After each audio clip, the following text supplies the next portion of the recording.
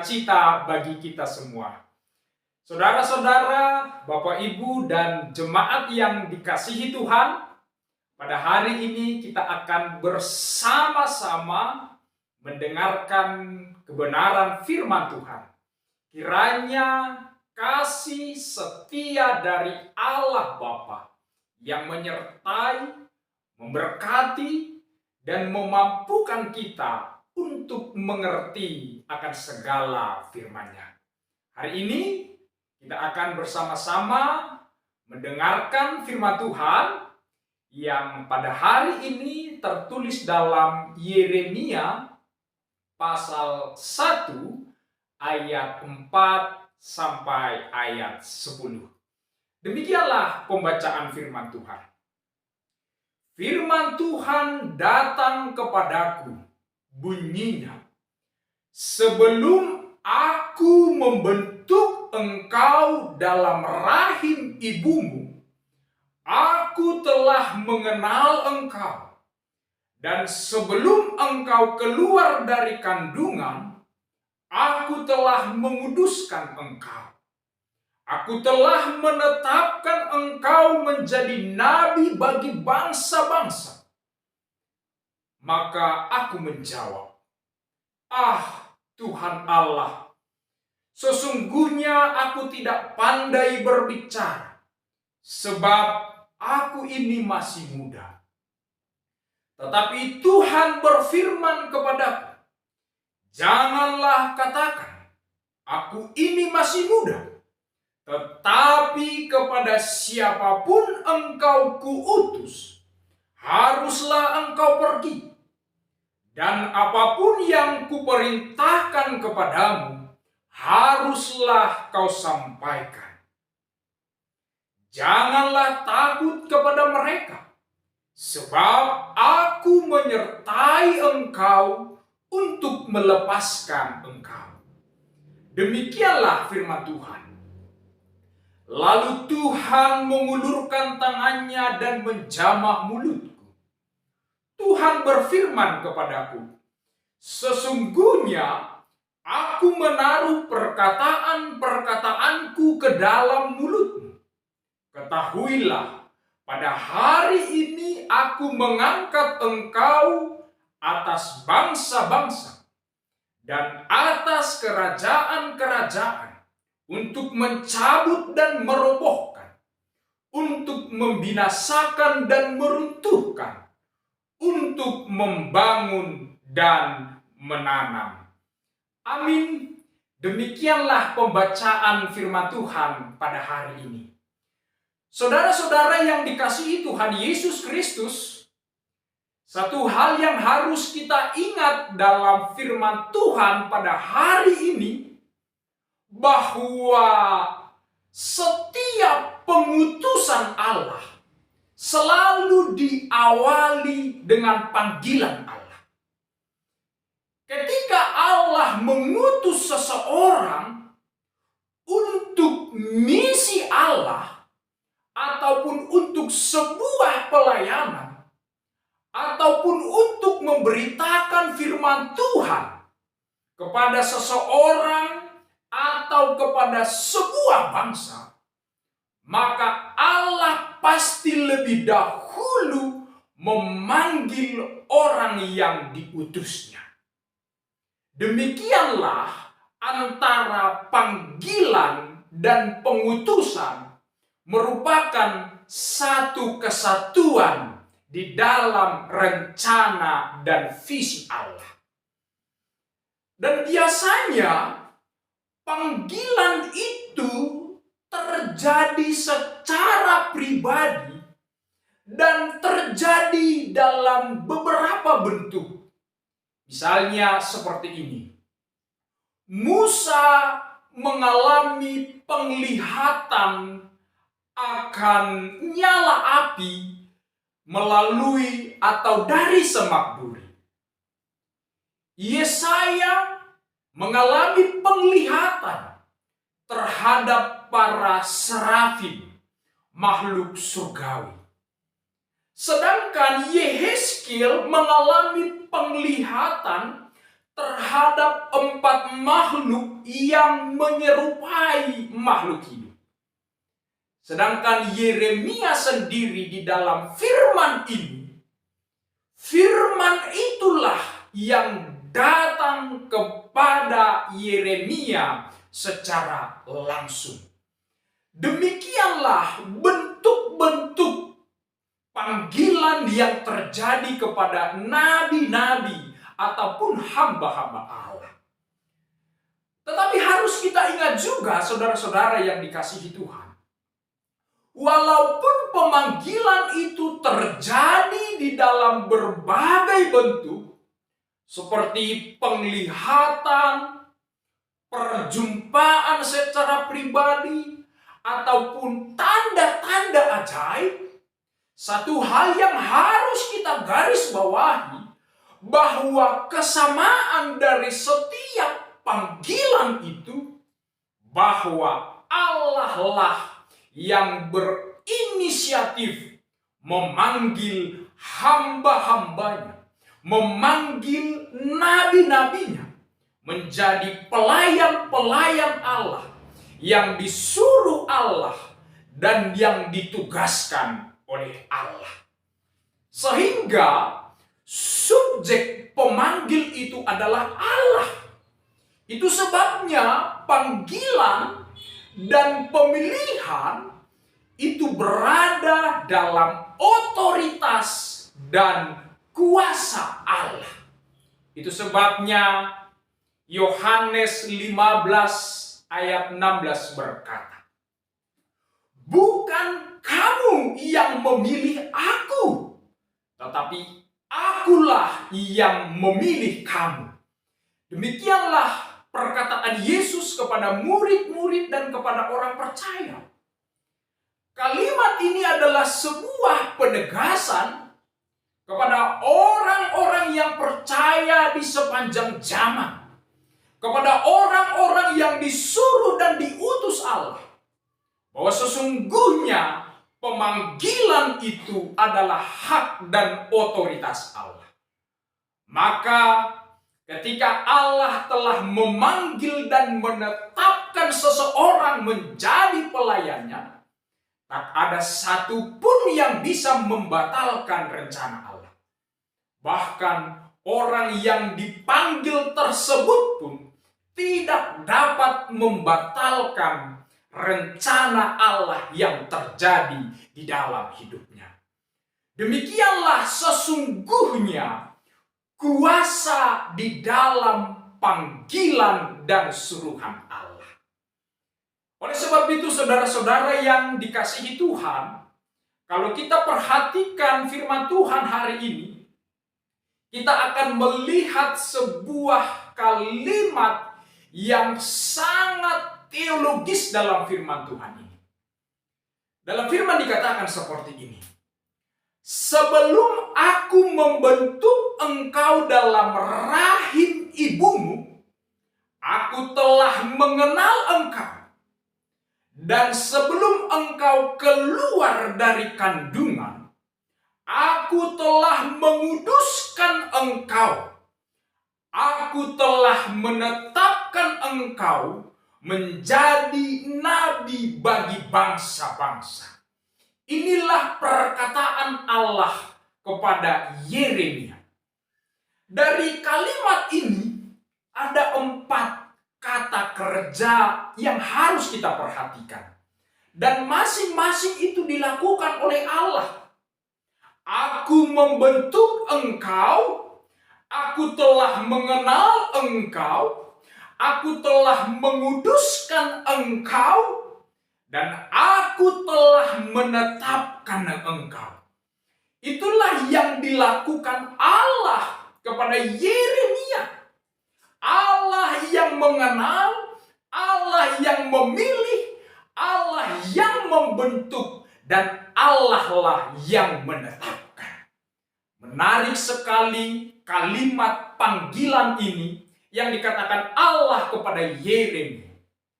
Saudara-saudara, mari kita perhatikan kata ini satu demi satu. Yang pertama harus kita lihat adalah aku telah mengenal engkau. Sebelum aku membentuk engkau, aku telah mengenal. Kata mengenal dalam firman ini, dalam teks ini, yang dipakai adalah kata yada. Biasanya kata ini dipakai untuk menggambarkan hubungan antara seorang laki-laki atau perempuan dalam sebuah rumah tangga. Itu berarti antara suami dan istri. Maka mengenal di sana bukan hanya mengenal tampilan luar, tetapi mengenal inti yang paling dalam. Sekaligus juga mengenal di sana telah terbentuk sebuah hubungan yang sangat mendalam antara Allah sebagai pemilih dan Yeremia yang dipilih oleh Tuhan.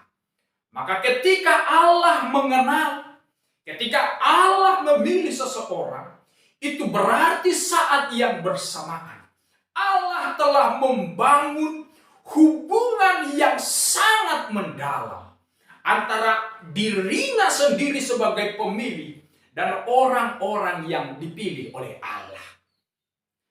Lalu kemudian aku membentuk engkau. Biasanya di dalam teks perjanjian lama, kata membentuk ini dipakai kepada seorang pembuat tembikar. Dia membentuk tembikar dari tanah liat, dia mendesain, dia membentuk itu sesuai dengan rencana dan harapannya. Maka sesungguhnya Allah lah yang membentuk Yeremia sesuai dengan rencana, desain, dan tujuan Allah. Lalu setelah dibentuk, Allah berkata, aku telah menguduskan aku. Kata ini merupakan kata yang sangat penting bagi bangsa Israel. Menguduskan berasal dari kata kados. Kados berarti dipisahkan atau dikhususkan. Dikhususkan untuk Allah. Dipisahkan untuk Allah. Berarti Yeremia sebelum ada di dalam kandungan ibunya, di dalam rahim ibunya, Allah telah membentuk, menguduskan ia, mengkhususkan ia untuk Allah dan untuk rencana-rencana Allah. Lalu di kalimat yang terakhir, Allah berkata bahwa aku telah menetapkan engkau. Menetapkan Yeremia menjadi nabi Allah. Utusan Allah yang menyampaikan firman Allah, perkataan Allah, bahkan nubuat Allah. Itulah sesungguhnya diri dan keberadaan Yeremia. Yeremia adalah nabi yang dipilih Allah, ditetapkan oleh Allah untuk menyampaikan firman Allah. Maka dari firman ini kita bisa mengerti bahwa keberadaan dan kedudukan Yeremia sangat berbanding terbalik dengan Nabi Hananya pada saat itu. Yeremia adalah nabi yang benar-benar dipilih dan diutus oleh Allah. Sedangkan Nabi Hananya adalah nabi palsu. Nubuatnya palsu. Sebab dia sama sekali tidak dipilih oleh Allah. Maka kelihatan bagaimana motivasi dan pelayanan Yeremia dan Hananya. Yeremia melayani untuk Allah dan menyampaikan firman Tuhan dan kebenaran. Sedangkan Hananya, dia bernubuat untuk dirinya, untuk raja, dan bukan untuk kebenaran. Maka saudara-saudara yang dikasihi Tuhan, kelihatan jelas sekali motivasi orang yang benar dipilih dan disuruh Allah. Dia akan melayani Allah. Dia hanya berbakti kepada Allah sebab dia sungguh-sungguh dipilih dan dipanggil oleh Allah. Tetapi yang menarik di dalam teks kita hari ini, ketika Allah memanggil Yeremia, bagaimana respons Yeremia terhadap panggilan Allah? Yeremia berkata, "Aku tidak pandai berbicara, sebab aku ini masih muda." Jawaban Yeremia ini hampir sama dengan jawaban nabi-nabi yang lain, termasuk Musa. Ketika Allah memanggil Musa, Musa juga berkata, "Aku tidak pandai berbicara." Kata itu juga diungkapkan oleh Yeremia. Aku tidak pandai berbicara. Saudara yang dikasihi Tuhan, satu hal yang perlu kita garis bawahi. Apa yang dikatakan oleh Yeremia ini adalah pengakuan jujur dari lubuk hatinya yang terdalam. Sebab apa? Sebab dia itu tahu siapa Allah yang memanggilnya. Sebab dia juga tahu siapa dirinya. Maka sesungguhnya dia tahu besarnya tanggung jawab atas suruhan Allah itu. Suruhan Allah itu punya tanggung jawab yang besar sekali. Kalau dalam konteks Yeremia, suruhan Allah itu adalah untuk menyampaikan firman Tuhan kepada bangsa Israel yang hari itu sudah melenceng dari firman Tuhan, sekaligus kepada raja-raja Israel yang tidak taat kepada Tuhan. Kepada merekalah Yeremia diutus oleh Tuhan, menyadari dirinya siapa dia dan bagaimana besarnya tanggung jawab itu. Maka tidak mengherankan kalau Yeremia berkata, "Aku tidak pandai berbicara sebab aku ini masih muda." Secara sederhana, Yeremia berkata bahwa aku tidak layak Tuhan melakukan suruhan yang Engkau berikan kepada aku. Tapi apa yang perlu kita garis bawahi, Bapak Ibu Saudara-saudara yang dikasihi Tuhan, memang benar bahwa Yeremia itu tidak pandai berbicara, dia masih muda. Tidak hanya muda secara fisik, tetapi juga dari pengalaman, pengetahuan. Dia masih muda, masih naas. Tapi satu hal yang harus kita garis bawahi dalam panggilan Allah, Yeremia tidak bisa mengelakkan panggilan yang telah Allah rencanakan kepada dia. Yeremia tidak bisa lari dari tugas dan suruhan Allah yang telah ditetapkan Allah kepadanya. Itu sebabnya Allah berkata kepada dia, "Jangan katakan aku masih muda. Kepada siapapun engkau kuutus, haruslah engkau pergi. Dan apapun yang kuperintahkan kepadamu, haruslah engkau sampaikan." Maka jelas sekali firman Tuhan, pesan Tuhan kepada Yeremia. Kepada siapa saja engkau harus pergi. Apa saja yang aku katakan kepadamu, haruslah itu engkau katakan kepada yang kuutus, yang kusampaikan itu. Berarti konsekuensinya adalah Yeremia harus memberitakan perkataan Tuhan. Walaupun itu bertentangan dengan situasi saat itu, dia harus berani menyatakan firman dan kebenaran. Dan tidak boleh membelokkan firman Tuhan di tengah-tengah pelayanan dan misinya. Tapi apa yang membuat Yeremia mampu dan kuat dalam tugas pelayanannya? Kalimat selanjutnya Allah berkata, inilah sebagai jaminan dan garansi bagi Yeremia yang akan pergi memberitakan firman Tuhan. Dan sekaligus inilah sebagai jaminan bagi kita hamba-hamba Allah untuk memberitakan firman Tuhan di tengah-tengah kehidupan kita saat ini. Firman Allah berkata, "Aku menyertai engkau untuk melepaskan engkau." Jadi ada penyertaan Allah kepada hamba-hambanya, kepada orang-orang yang diutusnya, pada orang-orang yang dipanggilnya. Mereka akan diberikan kekuatan, kemampuan, kesanggupan dalam melaksanakan misi Allah. Tentu ketika Allah menyertai mereka, bukan berarti segala masalah, segala pergumulan mereka akan hilang. Tetapi penyertaan Allah itulah yang memampukan mereka menghadapi segala tantangan dan pergumulan dalam pelayanannya.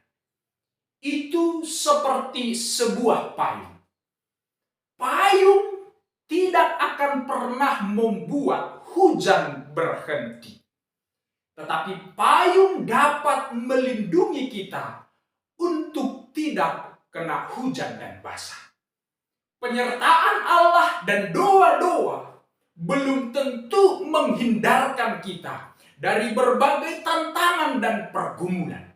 Tetapi penyertaan Allah memampukan kita, menguatkan kita dalam setiap menghadapi pergumulan di dalam pelayanan.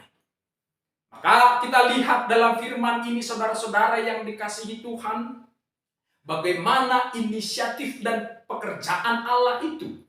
Allah berkata bahwa Allah lah yang menaruh perkataan-perkataannya ke dalam mulut Yeremia. Allah lah yang memampukan Yeremia berkata-kata seperti firman Tuhan, seperti rencana Allah, seperti tujuan Allah untuk kata-kata itu disampaikan Yeremia dalam pelayanannya. Lalu yang kedua, bahwa Yeremia harus berkata-kata, harus menyampaikan firman Tuhan seperti apa yang dikatakan oleh Allah kepadanya. Maka firman Tuhan yang disampaikan oleh Yeremia bukan untuk menina-bobokkan bangsa Israel dan raja-raja Israel. Bukan untuk membuat bangsa Israel terbuai dengan segala dosa-dosa dan kesalahannya. Tetapi untuk menyatakan kebenaran di tengah-tengah hidup mereka.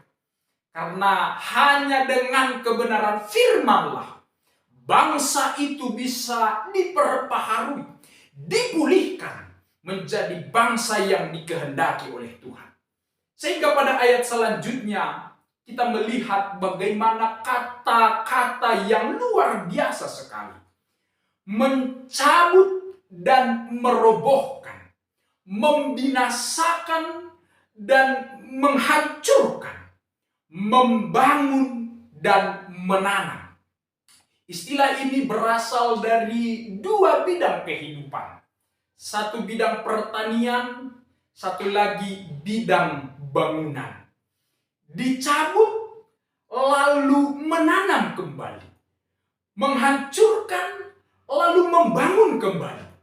Maka dari sini kita bisa melihat dan mengerti bahwa prosesnya adalah sama. Dirobohkan dahulu, dicabut dahulu, lalu dibangun, lalu ditanam, maka akan menjadi baik kembali. Maka dari kalimat ini kita mengerti bahwa tujuan suruhan Yeremia bukanlah untuk membinasakan bangsa Israel, tetapi untuk merestorasi, memulihkan kehidupan bangsa Israel. Segala dosa-dosa dan kejahatan harus dicabut dalam kehidupan mereka. Maka ditaburkanlah kembali firman Tuhan.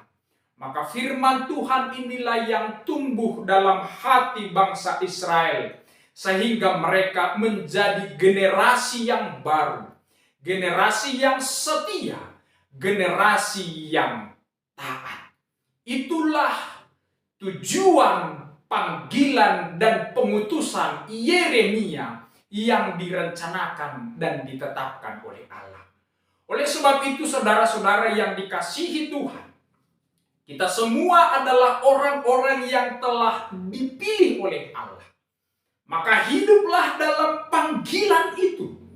Dan kita harus menyatakan firman Tuhan di tengah-tengah kehidupan kita, di tengah-tengah keluarga kita, di tengah-tengah konteks kita, agar firman Tuhan mengubah, membentuk, agar kita menjadi generasi yang betul-betul setia dan patuh kepada Tuhan. Sebab ketika firman itu ditabur, firman itu akan bekerja.